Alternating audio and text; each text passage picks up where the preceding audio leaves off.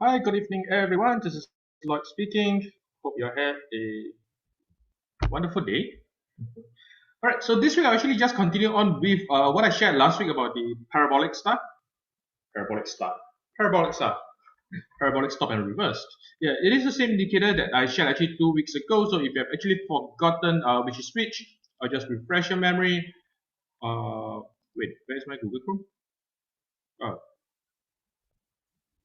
yep. So So you actually be this particular indicator over here. You can see that parabolic star, averages plus zigzag alerts. Yeah. So you'll be able to download that particular indicator in here. Once you've done that, I would kindly ask you to actually go to the YouTube backtest. Maybe I should actually name it as backtest. Yep. So this is actually where I will share all my mild testing results. Yeah. So for this week, we actually just refer to the chart PSAR2. Yeah, so last week is about PSAR, this week is about PSAR2.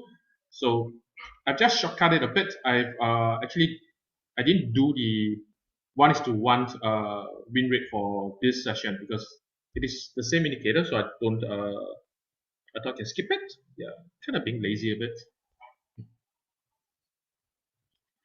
All right. So just a bit of a refresher. So last week actually, when I go through this indicator, it is really using it in a straightforward manner. So price is above 50 EMA. We have a new parabolic buy signal. Then we are putting an entry. Yeah, so it is as simple as that. So we actually gotten some pretty cool results. So for a 1:1 win rate, we are still profitable, but after about 200 trades, you only got about 70% in your profits. Then for the 2:1, after about 200 trades, you got about slightly more than 200 trades, you got about 80 percent returns. Yeah, so it seems pretty consistent throughout all the past several backtesting results I got that the 2R always seems to outperform.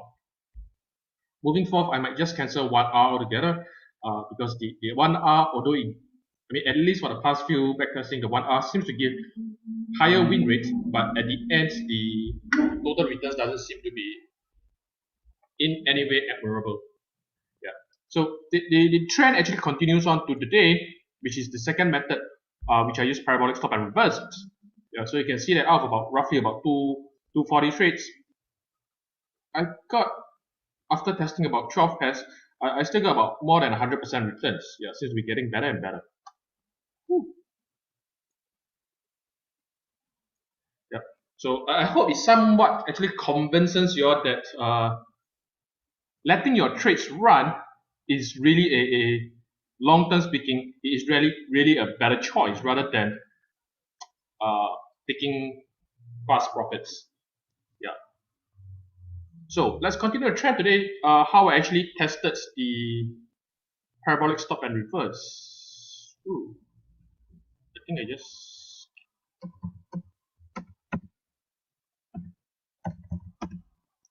So how I actually test the charts. How I actually go about using. I wouldn't say inventing this method, but really I have to credit it to Jeff. Yeah. So for a start, when I learned trading with Actions 12, was really fascinated with Slingshot. But to me personally, I just couldn't find a consistent manner in how I should draw my trend line. Yeah, that's when I actually chanced upon this indicator. I'm doing some reading. Then I realized, hey, it actually can be used in a trend line drawing method. And how I decide to use it is just connecting the first dot to the last dot. And hey, that's my trend line. Now, I have to tell you in advance that this isn't the way that Jeff draw his trend line. Yeah, so this is just another method which I chance upon, which can be used as a trend line, which is, to me, in my humble opinion, much more objective in a way. Yeah. So all I need to do is actually just slap on a trend filter. So for this time around, I've just chosen a super trend. Yeah. So the settings for super trend is pretty standard settings. Well, super trend multiplier 3, super trend period 10. So in fact, I've actually put in the settings over here, so for both the parabolic stop and reverse and the super trend settings. Yeah, so this is just for easier reference in the future, and if you do need it, then it's there. So what are some of the rules? This time around, instead of previous parabolic stop and reverse, which is a market entry, I decided to use a pending order. Yeah, stop loss is at the high or low of the breakout bar, so it is the stop loss will be the current candle itself. So for a long trade, the candle must open below the trend line, and of course it must close above the trend line. Now for the parabolic indicator itself, it must minimum have 4 dots. Later I'll explain why. Short trade will be the opposite, and usually for a valid candle size, it must be bigger than the previous candle. That's all to it. Yeah, so in essence, I want to see an engulfing candle. Yeah, if it breaks the trend line, but it's actually not an engulfing candle of sorts, it's not bigger, then I'm actually not interested in it. Yeah, so in the event of and the final rule is that in the event of a trade being triggered, let's say a long trade, triggered and it actually hits stop loss, for you to initiate a second trade, the parabolic dot must be higher. If it's not higher, then it represents that the particular pair is in a range movement, then we are not interested in trading it at all. Yeah, so in reference to the parabolic dot, it just must be higher. That's all to it. Yeah, so in my humble opinion, rather simple rules. So let me go on to the charts. I hope you are looking at the charts. Yep. So this is how it should look like. So you can see that 1, 2, 3, 4, 5, 6. 4, 5, 6, 6 dots. That will be a valid parabolic dots that I can look at. Just connect to the first to the last dot, and there you have your trend line. This is as objective as you can get. Now for the first example that we have here, you can see that price is started barely below the trend line and definitely closes above the trend line. So now for this particular kind of setup, I will actually ignore. Yeah, why do I ignore? Because after all, the trend line isn't, it is subject. So sometimes if I just have a slip of hand, you can see that it didn't really start below the trend line. Then sometimes I can manipulate it and it clearly sees that it starts below a trend line. Yeah. So for such ambiguous situation, I will not actually count such setup as a proper trade. So this won't be triggered in the first place. Yeah. So this first to last. Now this particular candle over here, you can see that it actually broke above the trend line. It definitely opened below and broke above, then there'll be a pending order below. But for this time around, it won't actually trigger. Yeah. One more thing to note. Since I've used super trend as a trend filter, so if price is in an uptrend, then I'm using the sell dot to draw the trend line, not the buying dot. Okay, so it is by default it will be the red color dots. So let me see if I can find a few examples. If this qualifies, so you can see that this time around, price doesn't seem to be stuck below a trend line, a bit ambiguous. So this won't be an actual trade setup. Pretty stringent. Again, this won't be an actual trade setup because can't really see that price broke the trend line. So cancel. So for a sell signal, I'm using the buying dots. This seems to be a good example. You can see that connecting the first to the last. So price starts below, it starts above, ends below. So this will be a actual setup bar which I can use. So you can see. So for the rule that I've implemented, it will be a pending order right at the bottom or the top of the bar depending on buying and selling. Stop loss will be at the top or bottom of the bar, again depending on buying and selling. And then I'm just aiming for 2R. That's all to it. Yeah, so there won't be any sort of trailing stop, nothing to it. Very, very direct. And just for backtesting purposes, I'm going to keep it as simple as possible. Yeah. So you require a minimum of at least 4 dots. Yeah, those that has lesser than 4 dots, I will ignore them. Yeah, so you can see that this has 3 dots, I will ignore them. Yeah, so that's all the rule to it. The reason why I require 4 dots is because for 4 dots it's easier to join. Sometimes the 3 dots are due to the way how parabolic style works, it is quite to actually form a trend line when the candle is forming itself. One thing you have to note for using parabolic style is that when the candle is actually forming, the dot actually is already up there. But this is not a confirm. It will actually redraw. Yeah, until the candle closes, this dot is not confirmed. Yeah, so due to that, that's why I need to have 4 dots, because you'll be, imagine if this is the third dot, then you only be aligning 2 dots, which won't be enough. So you need at least 4 to start joining the first and the third dot to form a proper line. Yeah, that's my reasoning for it. Alright, I hope that is clear. Yeah. So after doing multiple tests, this slightly objective way of drawing trend line, look, this is really just trading a breakout. This might not be the best example. So what I'm really trying to achieve is, in essence, the most basic way of trading within a trend. Yeah. So once it's confirmed it's in a downtrend, what I want to see is price retracing. So downtrend confirmed by the super trend itself. I want to see price retracing. And how do I determine price is retracing? Because the parabolic buy signal appears. So that should be a retracement. At the end of the retracement, a sell signal should appear. That tells me that's the end of the retracement. That's why I'm actually attempting to trade the break of the trend line. That's really the whole rationale of this setup. So again, you can see this example, change of trend, price goes up. It's definitely very hard to catch this kind of movement, waiting for some sort of retracement. Objectively speaking, where's the end of retracement? Don't know. But with the combination of 2 indicators, once the parabolic sell signal appears within the uptrend, I'm just going to link. So imagine all these other candles hasn't appeared yet. Okay. If they all haven't appeared, all I'm doing is just linking the first to the fourth, then eventually to the 5th, 6th, 7th, 8th, 9th, 10th.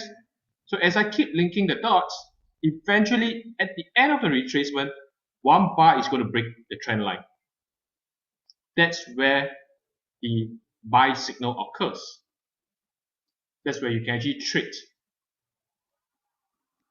the end of the retracement. Yeah, so that's the whole rationale of why I'm attempting it this way. Yeah, so to me that is one of the most, this constitutes one of the most basic way of trend trading. Yeah, it's just that due to the nature of price action, sometimes the break or the opening and closing isn't clear. So for such, I'll leave it up to you traders, how you all want to approach it. To me, anything that isn't clear, I will actually ignore. Yeah. So again, you can see this another example of 4 dots. So by the time I link the dots, price broke, this constitutes a buy signal for me. Pending order above, stop loss below. So in my backtesting, this particular setup will actually be a stop out trade. Yeah. But I'm just showing you a method. You are welcome to actually modify the trading methods. You can actually put in a trailing stop loss. You can determine when to put a shift the stop loss to entry, so it can be break even somewhat. Yeah, like when a sell signal occurs for parabolic style, then you can actually attempt to shift your stop loss to entry. That can be break even. How good the results will be, truthfully, I don't know. Yeah, so this is where backtesting comes in. So let me go back to my testing page. So via this method, you can see out of 12 pairs which I've tested, total I still got I would say a pretty awesome result. Yeah, out of 240 trades, I got a very decent 105% returns. Yeah. There is one pair. Yeah, the S&P pair. This caught me by surprise. I would actually expect for S&P to fare. This is the only one that gives me, out of 20 trades, it gave me a negative 5% returns. Yeah. So I would actually expect S&P to actually perform far better because it is a evergreen uptrend pair. Yeah. So even without backtesting, that is at the back of my head. But what really happens is that when I test the S&P pair,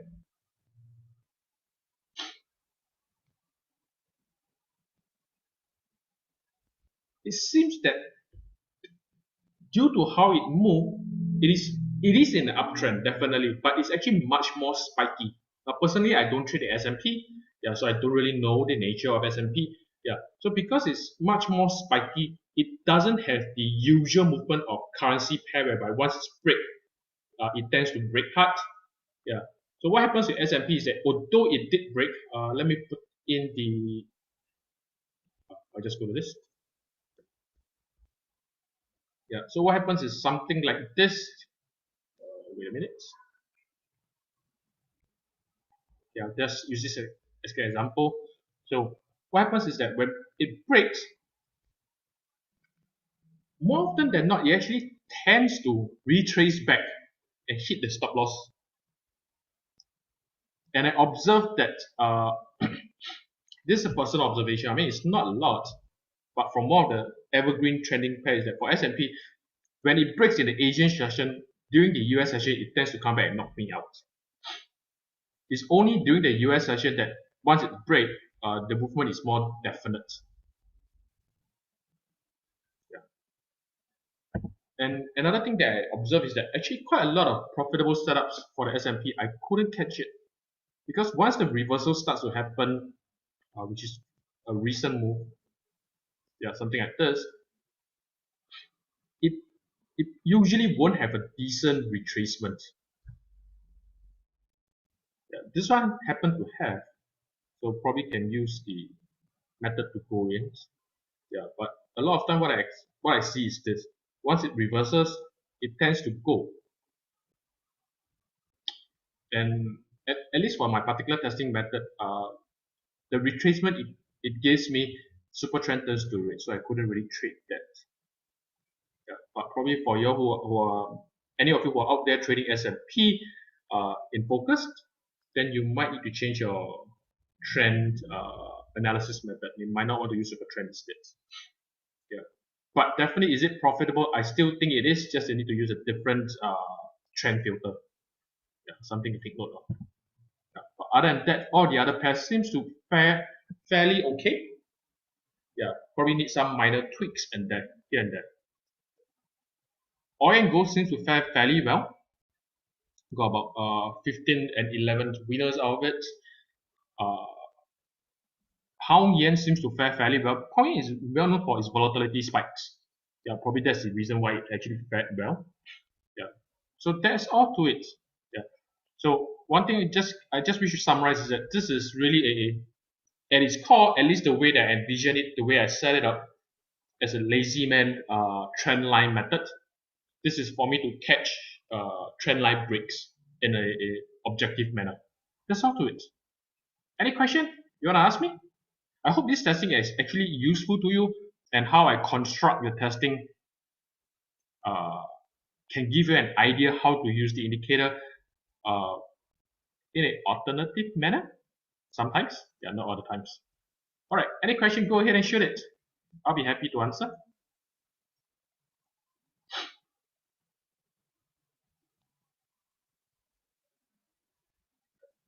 So just take note that when you're trading the parabolic stop and reverse is that the latest dot is a recalculating one. Yeah, don't use that to form the basis of the trend line. Yeah, so if there are 5 dots on the screen, draw up to the fourth. If there are four dots on the screen, draw up to the third. Yeah, because the last dot, the latest dot, is a recalculating one. Yeah, just need to keep note of that.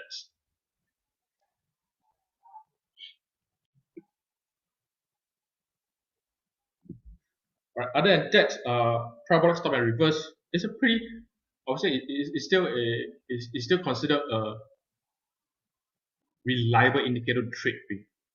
Yeah.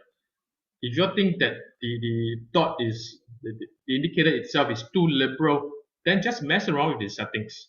Yeah, just to make it more sensitive. That will actually give you a bit of a false signal.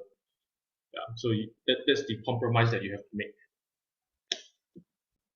All right, I see we have no questions. Then Hope you have fun playing around with this indicator. At least from the past session till now, I give you two different ideas at how you can play with it.